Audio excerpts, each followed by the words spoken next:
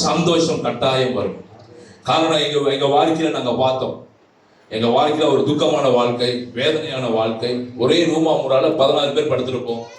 நீங்க என்னெல்லாம் கஷ்டப்பட்டிருக்கீங்களோ அந்த கஷ்டத்துல நாங்களும் போயிருக்கிறோம். சாப்பாடு இல்லாம இருந்திருக்கிறோம், தண்ணி இல்லாம இருந்திருக்கிறோம், நல்ல உடுப்பு இல்லாம இருந்திருக்கிறோம். ஆனா இன்னைக்கு எப்ப நாங்க இயேசுவை விசுவாசிக்க ஆரம்பித்தோம், கைதப்பட்டு போகணும். அல்லேலூயா. அப்படியே படிப்படியா எங்க வாழ்க்கையை அழகாய் மாற்றி கொண்டு வந்தார். எத்தனையோ கிறிஸ்துமஸ்க்கு எனக்கு ஞாபகம் இருக்குது. முன்னெல்லாம் நான் என்னோட 7-8 வருஷம் 10 வருஷம் நினைக்கலாம். கிறிஸ்துமஸ் முடிஞ்சு எல்லாரும் ஃபேமிலி எங்க போவாங்க? வெளியே போவாங்க சாப்பிட. நாங்க கிறிஸ்துமஸ் முடிஞ்சு நேரம் பச்சை தண்ணி குடிச்சு வீட்டுக்கு போவோம். என்ன ஆண்டவரே, எங்க வாழ்க்கை மாறாதான் கவலைப்பட்டிருக்கிறோம். நல்ல உடுப்பு கிடையாது. அதே போன வருஷம் சட்டையை போட்டு வந்த காலங்கள்லாம் உண்டு. ஆனா இன்னைக்கு அலுமாரி திறந்து பாக்குறேன், கோட்டி 10 வித கோட்டு இருக்குது. சட்டையை எதை போடணும்னு சில வேலை தெரிய மாட்டேது. நான் சொல்ல மாட்டேன் இயேசு வந்து சட்டம் மாறன்னு சொல்ல, வாழ்க்கையே மாறி கை தட்டு கொடுப்போங்க. நான் இங்க உங்கள்ட்ட என்ன பேச போறேன், ரட்சிப்பு உங்க வாழ்க்கையில வரும் பொழுது, இந்த இயேசுவை நீங்கள் அறிய ஆரம்பிக்கும் பொழுது, நீங்கள் யார் என்று அவர் வெளிப்படுத்துவார். நீங்கள் யார் என்று அவர் காட்டுவார். புழுதில் இருந்த உங்களை பிரபுக்களோடு உட்கார வைப்பார். அதனாலதான் அந்த நட்சத்திரத்தை அவங்க பார்க்கும் பொழுது துக்கம் அடையலையா, சந்தோஷம் அடைஞ்சாங்க. ஏன் சந்தோஷம் அடைஞ்சாங்கன்னா, இதுக்கப்புறம் என் வாழ்க்கையே மாறப்போகுது. நட்சத்திரம் என்னைக்காவது கீழே இருக்கிறது பார்த்துருக்கீங்களா? நட்சத்திரம் என்னைக்குமே மேலதான் இருக்கும். பாருங்க, மரத்தை அடிக்கிட்டு மேல நட்சத்திரம் பார்த்தீங்கன்னா அதுதான் கிங். அந்த மாதிரிதான் இயேசு உங்க வாழ்க்கையில கிங்காக இருக்கும்படி நான் உங்களை இந்த வேளையில இயேசுவை அறிமுகப்படுத்துகிறேன். இயேசுவை நீங்கள் ஏற்றுக்கொள்ளுகிற ஜனங்களாக இருப்பீர்களானால் உங்க வாழ்க்கை நட்சத்திரங்களை போல மாறும். நட்சத்திரத்துக்கு எத்தனை தன்மை இருக்கு சொல்லுங்க? நட்சத்திரம் எங்க இருக்கும்? உயரமான இடங்கள்ல இருக்கும். இந்த நட்சத்திரம் என்றால் அடையாளம் என்ன? தேவன் உங்களை உயர்த்த போகிறார். ஆமென். நட்சத்திரம் என்றால் இரண்டாவது அடையாளம் என்ன? பிரகாசம், வெளிச்சம். எத்தனை பேருக்கு வெளிச்சம் வேணும்? சில பேர் சொல்லுவாங்க வாழ்க்கையில வெளிச்சமே இல்லை பாஸ்டர். நான் சொல்லுகிறேன், இயேசு வருவாரானால் உங்க வாழ்க்கையில வெளிச்சம் உண்டாகும். எங்க வீட்டுல எத்தனை இருள் இருந்தது. மாசம் மாசம் கேரளோடிக்கு போற காலம் இருந்தது. எங்க அப்பா டைம்ல நிறைய வீட்டுல இருட்டை பார்த்திருக்கிறோம். பின்னால சத்தம் வச்சு பார்த்தீங்களா? எல்லாரும் சாட்சிகள்லாம் பின்னால இருக்கிறாங்க. மேகம் போன்ற சாட்சி பின்னால வரிசையா உட்கார்ந்து இருக்கிறாங்க எங்க ஃபேமிலி. இன்னைக்கு 65 பேர் குடும்பத்தையும் தேவன் மாத்தி இருக்கிறார். எத்தனை சொல்றீங்க? நாங்க பெரிய குரூப். 10 நாட்டுக்கு போன இறங்கணும்னு வச்சுங்க, தடை இல்லை, நாங்க தான் கிங். ஏன்னா யாருமே 10 நாடு தெரியாது. ஆனா இயேசு எங்க வாழ்க்கையில வந்தாரு, ஒரு பெரிய மாற்றம் வந்தது. குடி பழக்கம் எங்களை விட்டு போனது, சிகரெட் பழக்கம் விட்டு போனது, தவறான எண்ணங்கள் விட்டு போனது, தவறான பாவ செயல்கள் விட்டு போனது. மனுஷனாய் மாற்றி இருக்கிறார். ஒரு மனுஷனை மாறணும்னு விரும்புறீங்க, இயேசுவை வந்து பாருங்க. எங்க பாஸ்டர் இருக்காரு? இயேசு ஆவியில இருக்கிறார். இங்க இருந்து இயேசுவை கூப்பிடுங்க. இயேசுவே பாவத்தை மன்னிங்கன்னு சொன்னீங்கன்னா உடனே உங்க பாவத்தை மன்னிப்பார். உடனே உங்களை விடுதலையாக்குவார். உங்க வாழ்க்கை தரங்களை இயேசு மாற்றுவார். அப்ப நட்சத்திரங்களுக்கு 5 தன்மை இருக்குது. ஒன்று, நட்சத்திரம் எங்க இருக்குமா? உயரத்தில் இருக்கும். இரண்டாவது, நட்சத்திரம் பிரகாசிக்கும். மூன்றாவது, நட்சத்திரத்தை அவர்கள் பார்த்த பொழுது துக்கம் அடையவில்லை, சந்தோஷம் அடைந்தார்கள். அப்படின்னா உங்க வாழ்க்கை நீங்க துக்கமா இருந்துச்சுன்னா உங்கள் துக்கம் சந்தோஷமாய் மாறும். ஹல்லேலூயா. நாலாவது காரியம், நட்சத்திரம் என்றால் அடையாளம் என்ன? சில ரிசர்ச்ல சொல்றாங்க அது ரட்சிப்பு. ரட்சிப்பு என்றால் பாவத்திலிருந்து விடுதலை, சாபத்திலிருந்து விடுதலை. நிறைய பேர் சொல்லுவாங்க தலைமுறை கிறிஸ் அப்படியே வருது பாஸ்டர். கேட்டிருக்கீங்களா? தலைமுறை அப்பா இருந்துச்சு, தாத்தா இருந்துச்சு, பூட்டனுக்கு இருந்துச்சு, பாட்டனுக்கு இருந்துச்சு, யாருக்கு வேணாலும் இருக்கட்டும். ஆனா இயேசு நடுவுல வருவாரானால் ஆமென், தலைமுறை சாபங்களை முறியடிப்பார். எத்தனை பேர் தலைமுறை சாபம் முறியடிக்கப்படணும்? நிறைய பேர் எனக்கு தெரியும் பண கஷ்டத்துல இருப்பீங்க, நிறைய பேர் போராட்டத்துல இருப்பீங்க, குடும்ப சூழ்நிலை இருப்பீங்க. தேவன் அந்த எல்லா கேர்ஸையும் உடைக்கும்படி இன்னைக்கு உங்க வாழ்க்கையில அவர் பிறந்திருக்கிறார். அதனாலதான் நட்சத்திரங்களை தூக்கி மேல மாட்டி வச்சிருக்கிறோம். இதை பார்க்கும் பொழுதுதான் எனக்கு ஒண்ணு மைண்ட்ல வரும், இயேசு பிறந்திருக்கிறார். ஹல்லேலூயா. அதுக்குதான் நிறைய நட்சத்திரத்தை இந்த வருஷம் டீமா போட்டிருக்கிறோம். காரணம், நட்சத்திரம் பெருசு அல்ல, நட்சத்திரத்தை உண்டாக்கின தேவன் பெரியவர். உடனே வீட்டுக்கு நட்சத்திரத்தை கொண்டு போயிட்டு அதை தெய்வமாக்கிறாதீங்க. ஆமென் சொல்லுவோமா? நட்சத்திரம் தெய்வம் அல்ல, நட்சத்திரத்தை படைத்தவர் தான் தெய்வமாக இருக்கிறார். ஹல்லேலூயா. சில பேர் நட்சத்திரத்தை 4 மாட்டி வச்சிருவோம் வீட்டுல. அதனால என்னவோ தெரியல, சேர்ச்சி ரொம்ப ஆசீர்வாதமா இருக்குது. நம்மளும் ஒரு 4 மாட்டி வச்சுட்டா வராது. அவன் நட்சத்திரம் வந்தா வராது, இயேசு வந்தா வரும். நட்சத்திரம் எதற்கு? இயேசுவை பிரதிபலிக்கிறது. ஒண்ணு தெரியுமா? நட்சத்திரம் கூடவே வருதான். ஆமென் சொல்லுவோமா? இவங்க நட்சத்திரத்தை பார்த்துட்டே போறாங்க. நட்சத்திரத்தை பார்த்தோன்னு தான் தெரியுது அதுக்கு கீழே தான் இயேசுவை பிள்ளையை வச்சிருந்தாங்க. மரியாள் பிள்ளையை சுமந்திருந்தாங்க. அப்ப நட்சத்திரம் மேல இருக்குது, பிள்ளை கீழே இருக்குது. அப்ப என்ன அர்த்தம் சொல்லுங்க?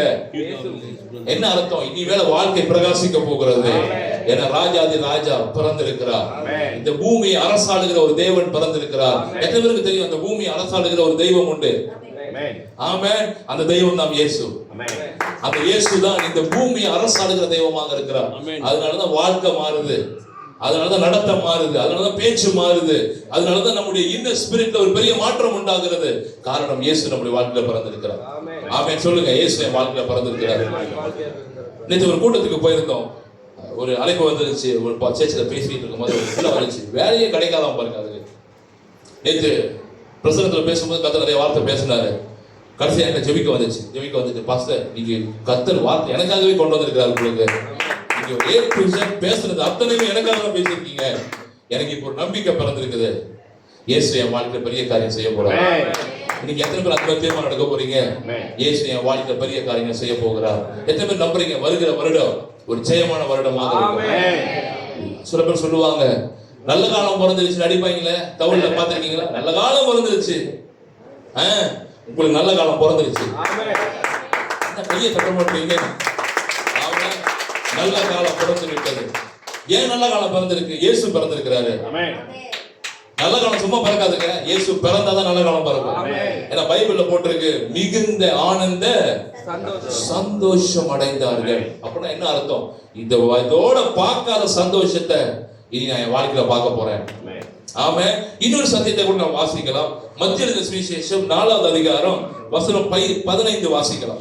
4:15 முடிக்கிற அதோட 4:15 வாசிப்போம். இருளில் இருக்கும் ஜனங்கள் பெரிய வெளிச்சத்தை கண்டார்கள். மரண இருளில் இருக்கிற ஜனங்களுக்கு என்ன உதித்ததாம்? வெளிச்சம் உதித்தது. எத்தனை பேர் நம்புறீங்க? என்னுடைய வாழ்க்கையில வெளிச்சம் உதிக்க போகிறது. என் கணவருடைய வாழ்க்கையில வெளிச்சம் உதிக்க போகிறது. என் பிள்ளைகளுடைய வாழ்க்கையில வெளிச்சம் உதிக்க போகிறது. நம்பிக்கை தாங்க வாழ்க்கை. நம்பிக்கை தான் நம்முடைய எதிர்கால வாழ்க்கை அடங்கி இருக்கிறது. எத்தனை பேர் நம்புறீங்க இயேசு என் வாழ்க்கை மாற்றத்தை கொண்டு வருவார்? ஆமென். நம்பிக்கை தான். பாருங்க, நம்ம சில வேளை நாளைக்கு இருப்போமானே சந்தேகமா இருக்குது. 2ஆம் மாசம் அவங்களை வந்து பாக்குறேன், 5ஆம் மாசம் அவங்களை வந்து பாக்கணும், அப்பாயின்மெண்ட்லாம் கொடுக்குறோமா இல்லையா? எதை வச்சு கொடுக்குறீங்க? நம்பிக்கை.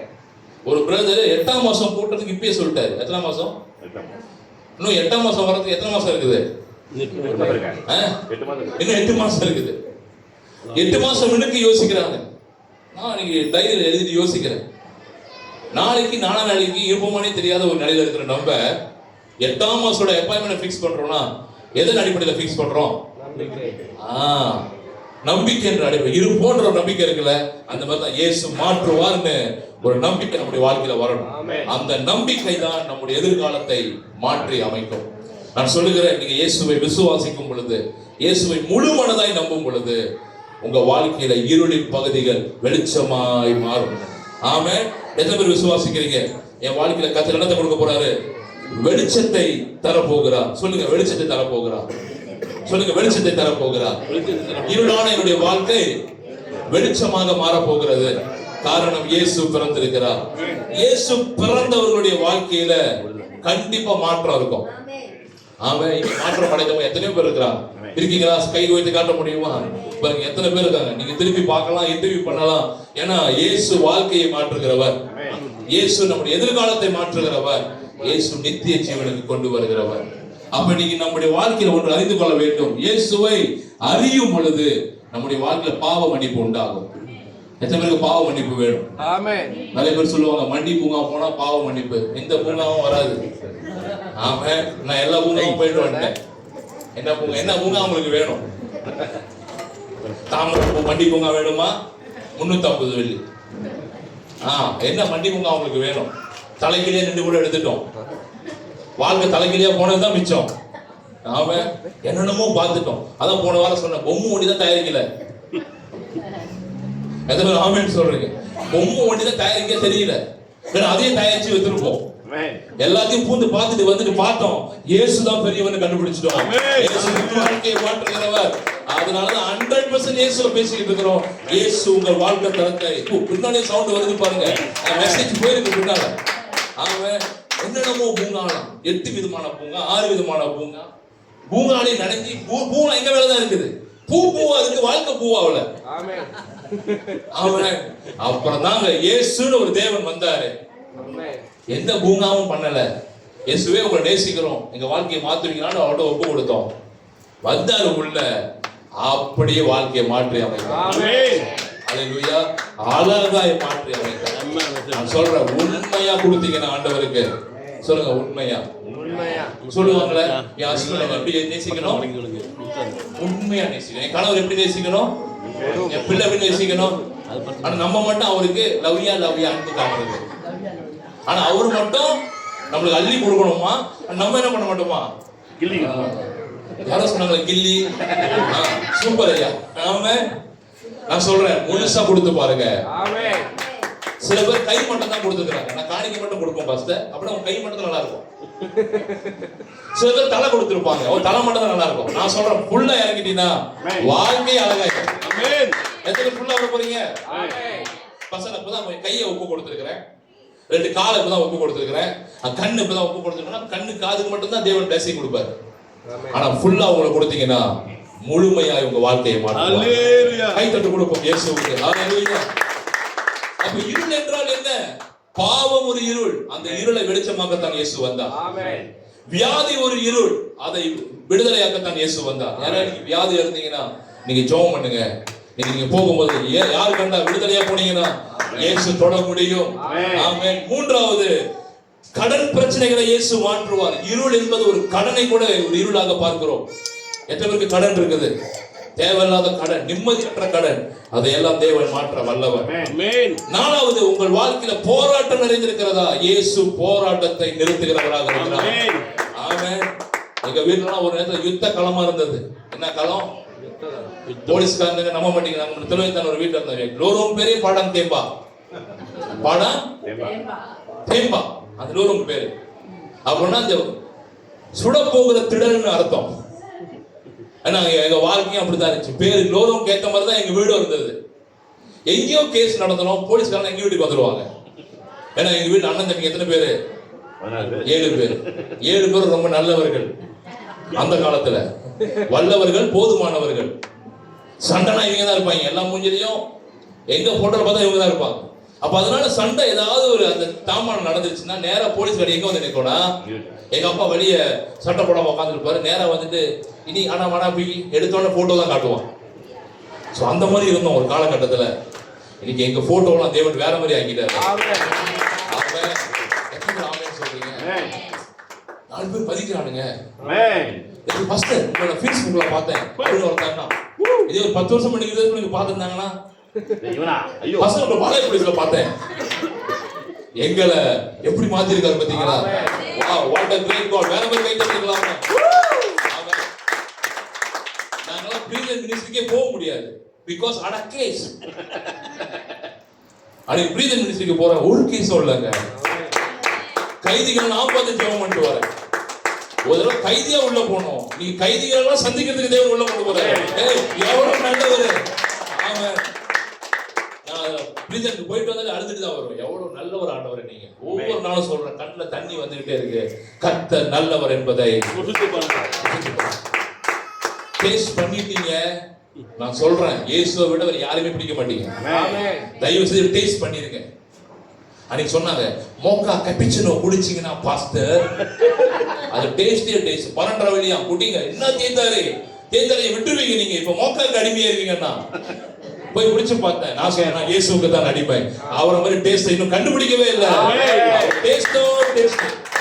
ஆமா, நான் சொல்ற ஒரு கடைக்கு வாங்க, குட் நியூஸ் டெலிவரன்ஸ் கூட ஜீசஸ் ஒரு டீ இருக்குது. உங்க வாழ்க்கையில குடிச்சு பாருங்க, தாகமே எடுக்காது உங்களுக்கு. தாகமே எடுக்காத ஜீவம் உண்டு. நீ குடிக்கிற தண்ணி தாகம் எடுக்கும். நான் கொடுக்கிற தண்ணி ஒரு காலமும் உனக்கு தாகமே எடுக்காது. ஆமென். எத்தனை பேர் விரும்புறீங்க? இது ஆத்தும தண்ணீர். ஆமென் சொல்லுவோமா? முதல்ல அப்பா சொன்னாரு, உங்களெல்லாம் பெத்ததுக்குடா ஒரு 10 மாடு பண்ண சொல்லுவாங்களே. ஏன்னா நாங்க அப்படிதான் இருப்போம். ஜாம்பவான் மாதிரி இருப்போம். எங்க அண்ணன் நிப்பாட்டி வச்சு படம் பிடிப்போம். அப்புறம் பாருங்க எப்படி இருப்போம் அப்படின்னு. நான் மாடுகளை வளர்த்தாலும் பால் கொடுத்து நல்லா இருந்துக்க மாட்டான். உங்களை வளர்த்தோம் பேரையே கெடுத்துடுங்கிறாங்க. ஆனா இப்ப எங்க அப்பா கண்டு இருந்திருந்தாருன்னா இயேசு உங்க வாழ்க்கையை மாத்திட்டாரா. நான் முத சேர்ச்சுக்கு போறேன். எங்க அக்கா கூப்பிட்டுட்டே இருந்தாங்க 5 வருஷம். சேர்ச்சுக்கு வாயா, சேர்ச்சுக்கு வா, தோ வரேன் 5 வருஷம் ஆச்சு. தோ அப்படின்னு கொஞ்சம் பேர் இருப்பாங்களே, பரவாயில்ல 5 வருஷம் எடுத்துங்க. 6வது வருஷம் கண்டிப்பா பிடிப்பாரு. எனக்கு தெரியும் இயேசுவை பத்தி சொல்லிக்கிட்டே இருந்தேன். தோ வரேன்னு 6 வருஷம் ஆச்சு. தோ வரேன்னு சொன்னதுக்கு போட்டார் ஒரு அடி. வலையில கூப்பிட்டாரு, வரல. தூண்டிய போட்டாரு, பிச்சுக்கிட்டு வந்தேன் ரத்த கரையோடு. வரங்கா சேச்சிக்கு எப்பக்கா சண்டே 9 மணிக்காக்கா வரங்கா. அன்னைக்குதான் காலில் வச்சேன். இந்த மாதிரி வச்சுக்கிறேன் காலை. அப்படிதான் ஆண்டவர் உண்மையா வச்சேன். இதோட உலக வாழ்க்கை போதும், இதோட இயேசுக்காக வாழ போறேன். அன்னைக்கு வச்ச நாள் இந்த கையை பிடிச்சார்ல, இன்ன வரைக்கும் நடத்திட்டு வராரு. இன்ன வரைக்கும் அற்புதமா நடத்திட்டு வராரு. எத்தனை பேர் ஆமென் சொல்றீங்க? எங்க வாழ்க்கை தரத்தையே மாத்திட்டாரு. அதான் இயேசு வந்தாருன்னா வாழ்க்கை மாறும். எங்க வாழ்க்கையில் எத்தனையோ அனுபவங்கள் இருந்தது, எத்தனையோ முடியாத காரியங்கள் இருந்தது. அதை எல்லாம் இயேசு மாற்றினார். இன்னைக்கு எது வேணாலும் எனக்கு கொடுத்து நீங்க இயேசு வேணாம்னு சொல்லி நீங்க வந்தாலும் நான் சொல்லுவேன் எனக்கு இயேசு தான் வேணும். ஏன்னா இயேசு தான் எல்லாம் வரும்னு எனக்கு தெரியும். ஆமென். இயேசு தான் எல்லாம் மகிமை எனக்கு கடந்து வரும்னு தெரியும். சோ அதனால சபையே உங்களை நான் ஆசீர்வதிக்கிறேன். இயேசு உங்கள் இருளான பகுதிகளை வெளிச்சமாக்குவார். எத்தனை பேர் ஒப்பு கொடுக்குறீங்க? எத்தனை பேர் இயேசுக்கு ஒப்பு கொடுக்குறீங்க? எத்தனை பேர் இயேசுக்கு உங்களை அர்ப்பணிக்கிறீங்க? நீங்க கண்டிப்பாக இயேசு உங்க வாழ்க்கையில பெரிய காரியங்களை செய்ய. எல்லாரும் எழுந்திருக்கலாமா? எல்லாரும் அப்படி எழுந்த வண்ணமாக, ஆண்டவரே என்னை ஒப்பு கொடுக்கிறேன், இயேசுவே என்னை ஒப்பு கொடுக்கிறேன். என் வாழ்க்கை சாட்சியோடு சில காரியம் உங்களுக்கு சொன்னேன். இன்னைக்கு இயேசு உங்க வாழ்க்கையில ஒரு விடுதலையை கொண்டு வருவார். நான் சொல்லுகிறேன், இயேசுவை விசுவாசிங்க. கீபோர்டு வாசிக்கிறவங்க வாங்க, என் டிராமா வாசிக்கிறவங்க வாங்க.